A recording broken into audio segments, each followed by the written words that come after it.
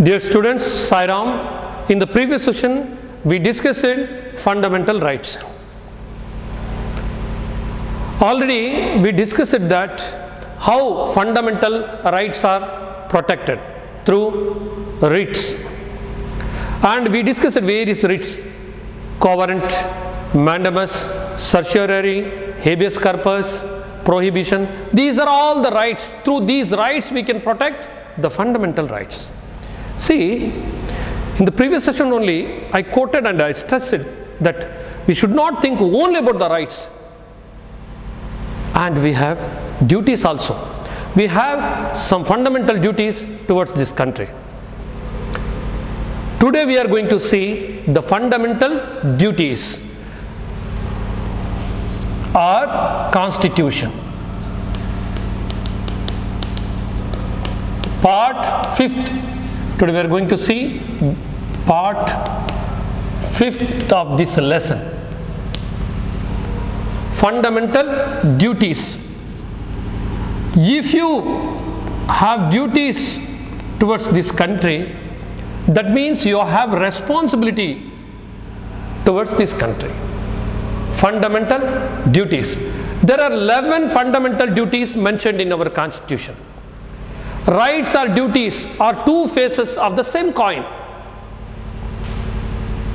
See, you cannot expect only rights. If you want to have the rights, at the same time there is duties.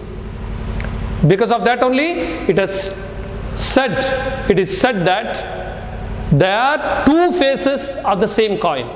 Rights without duties have no value or significance. Here fundamental duties were included in the fourth chapter of A part, Article 51A. With the 42nd amendment to the Constitution, with the 86th amendment in 2012, there are 11 fundamental duties. Once again, let us see. In the beginning, there were 10 fundamental duties. They were included in the fourth chapter.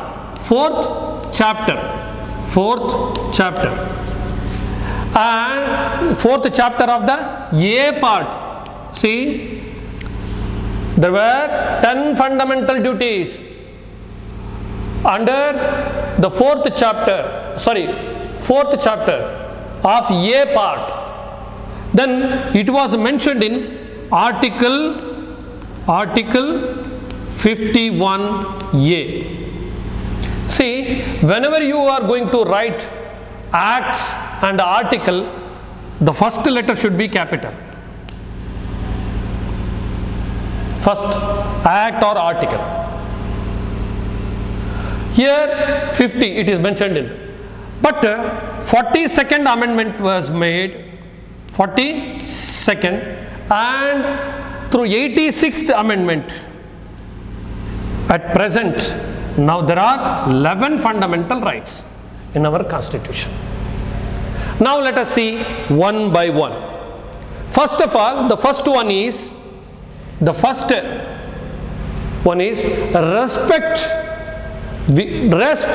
the Constitution, national flag, national anthem. The first one is we have to respect Constitution, then national flag and national anthem. National anthem. Who wrote national anthem of India? Rabindranath Tagore. This is the first point. Second one, to follow the noble ideals that inspired our national struggle for freedom. See, we followed the unique method to attain freedom. India has followed. Today, so many countries are adopting our method to attain anything. So, we have to maintain and follow the noble ideals that inspired our national struggle for freedom. Second, noble ideals. ಆದರ್ಶಗಳು ಯಾವ ಆದರ್ಶಗಳನ್ನು ನಾವು ಸ್ವಾತಂತ್ರ್ಯ ಸಂದರ್ಭದಲ್ಲಿ ಸ್ವಾತಂತ್ರ್ಯವನ್ನು ಪಡ್ಕೊಳ್ಳಿಕ್ಕೆ ನಾವು ಅನುಸರಿಸಿದೆವೋ ಅದನ್ನು ಎತ್ತಿ ಹಿಡಿಬೇಕು ಅಂತ ಹೇಳ್ತಾರೆ. Third one is to protect the integrity of India. It is also very important. Integrity, that means unity. See, India has several states, several languages, and various culture, various dress pattern, and various food pattern, means food habits. Though these diversities, we are one. If we stand unity, then nobody can divide us. See, here we have to protect the integrity of India. That is the third point. Then to defend the motherland when called upon to do so. See, during the war time, during the natural disaster, calamities, we have to stand with our mother countries to defend the motherland. We never go against our motherland. The fifth one, to promote the spirit of common brotherhood among the people of India. Disown those rituals that go against the dignity of women. See, sati system, in the name of rituals, in the name of, that our tradition, that is not our tradition, that Devadasi system, we disown. See, here it was against the dignity of women. We have to uphold the dignity of women. I mean, to promote the spirit of common brotherhood amongst all the people of India, and disown those rituals that go against the dignity of women. Sixth one, here we have to uphold the dignity of women. And sixth one, we have to preserve the rich heritage. See, India is known for heritage, a long heritage, vast heritage. It is our duty to preserve our rich heritage. And here heritage means, that there are so many monuments are there. We have to we have to protect them. We have to protect them.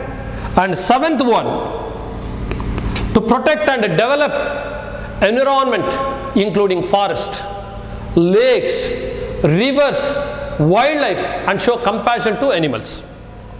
This is our duty. Today, that in Bangalore, there were more than 500 lakes were there. Lakes, tanks were there. Today, they were limited to 10 or 50, that much only. Almost all the lakes were occupied by some builders. And at the same time, the forests were encouraged to extend their estates, tea estates and coffee estates. And where are the places for the wildlife and the forest animals? So we have to think, and here we have to protect and develop the environment, including forest, lakes and rivers. See, so many rivers, precious rivers, lost their existence. But it is time to revive and renovate the rivers. They are the lifeline of this country. Because of that only it is called Jeevanadi. Jeevanadi, lifeline. They are termed as lifeline. But so many rivers are dried already. And some are on the way towards dying. Some rivers which are flowing in Bangalore become the dirtiest. Dirtiest means no animal or any living organism, what a living beings found in that, because that chemicalized water. And it is time to preserve that. and show compassion to the animals. To compassion. And eighth one is to develop the scientific temper and spirit of inquiry. Scientific temper. That means we should not follow the superstitious beliefs. We should have scientific temperament. Spirit of inquiry. Inquiry means how, why, who, what. Then we can find the truth.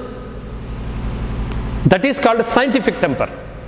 That means free from prejudice, free from bias, scientific attitude. We should have scientific attitude, free from bias, free from prejudice. See, even after going through various science studies, still people are following superstitious beliefs. Due to that only, so many people are suffering. That must be vanished and vanquished. And to safeguard the public property, abstain from the violence. See, during the strikes, so many public properties were demolished and destroyed. We don't think that it is our policy, our property. We have to think that it is our property. That means we have to safeguard the public property. 10th one, to strive towards the excellence of all spheres of individuals and collective activities. Then only we can see developed nation, developed India. Strive towards the excellence. And 11th one, the parents or the guardians should provide an opportunity for education to their children from the age of 6 to 14 years. This is compulsory. We should not allow child labor. See, during the time of playing, enjoying, recreation, cultural activities, some children are working in hotels, welding shops, in factories. But now, the rate of child labor sharply declined in this country. It is punishable offense. Anyhow, we have to zero it. We have to zero it means the child labor, practicing child labor should come to zero. These are all our duties. Fundamental, unlike fundamental rights, there is no protection from the court of law with regard to duties. However, there will be punishment under law for those who violate their duties. Now, we are going to see another important part of our constitution, that is directive principles of state policy. In the beginning only, I told we have adopted directive principles of state policy that we incorporated from Irish constitution. See, they also adapted through Home Rule movement in Ireland. They are adapted through Home Rule movement, through the struggle. The same good ideals and ideas of their directive principle we adopted in our constitution with an aim to establish welfare state. What do you mean by welfare state? Considering well-being of each and everyone. Certain directive principles of state policy have been incorporated in the constitution of the under the fourth part of 36th and 51 articles. 35th to 36th to 51 article. Once again, we incorporated ಅಂದ್ರೇನು? ಸೇರಿಸಿಕೊಂಡಿದ್ದೇವೆ, ಅಳವಡಿಸಿಕೊಂಡಿದ್ದೇವೆ in the constitution of the fourth part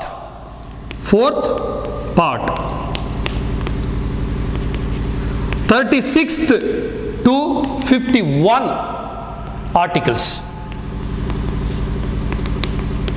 51 articles. These principles serves as guidance to the state. State means that may be central government or state government. The framers of our constitution were inspired by the Irish constitution to include such directive principles.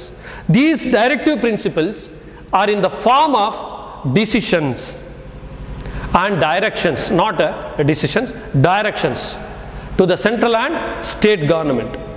Through these, the government intends to provide economic, social, political justice to its citizens.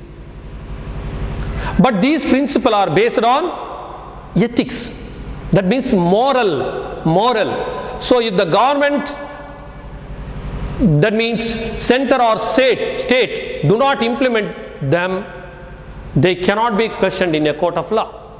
These principles are socialist and liberal and have been based on Gandhian ideals.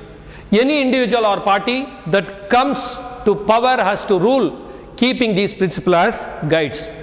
Hence, these directive principles are called principles. To provide, see now one by one, to provide adequate means of livelihood to the citizens. Once again, to provide adequate, sufficient means of livelihood to all citizens of our country. To prevent the community wealth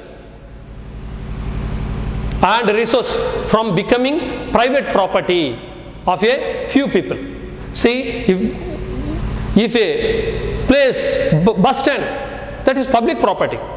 No one should use it for the private purpose.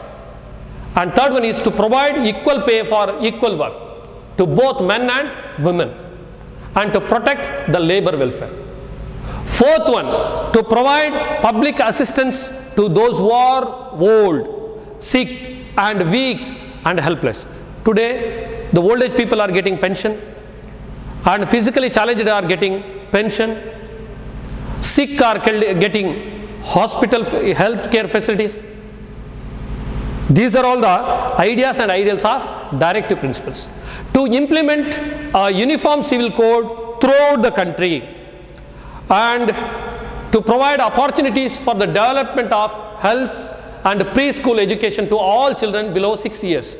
See, some years back, means few years back, only few people are able to send preschooling. Today, each and every child has the right to get preschooling, like Anganwadi, Bal Vikas and Balwadis.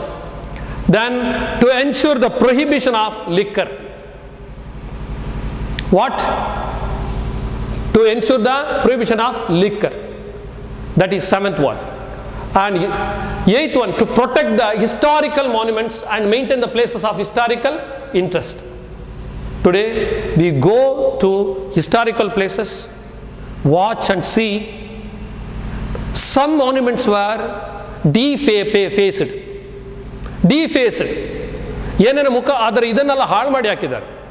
That must be avoided. Then to separate the executive from the judiciary, to protect the international peace and respect international law, to establish gram panchayats, to encourage rural and cottage industries, to organize, develop agriculture and animal husbandry in modern lines, and to ensure prohibition of liquor, that was mentioned earlier, to ensure development of farming based on scientific methods. These are all the ideas which incorporated through directive principles. The directive principles of state policy are important. They aim to achieve social welfare. That means the well-being of each and everyone. And while fundamental rights related to an individual, the directive principle of state policy relate to whole community. The central and state government are making attempts to implement all the ideals and principles of directive principles of state policy. These principles aim to holistic development of India, and they are the indicators of the holistic development of the country. If we understand this, that would be helpful to govern our country in future. ನಿಮಗೆ ಅದು ಗೊತ್ತಿರಬೇಕು, ಯಾಕಂದರೆ ನೀವು ಈ ದೇಶವನ್ನು ಮುಂದೆ ಆಳ್ಲಿಕ್ಕಿರುವರು. So you should have the little knowledge. Let's go through the questions. What are the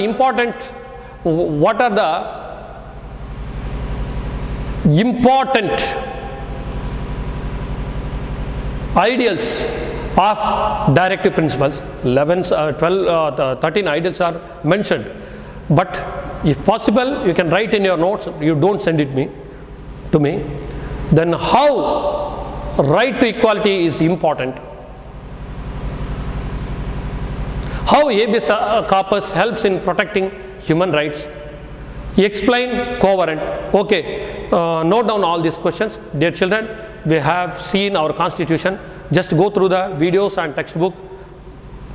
Keep reading. Don't waste your time. Sai Ram.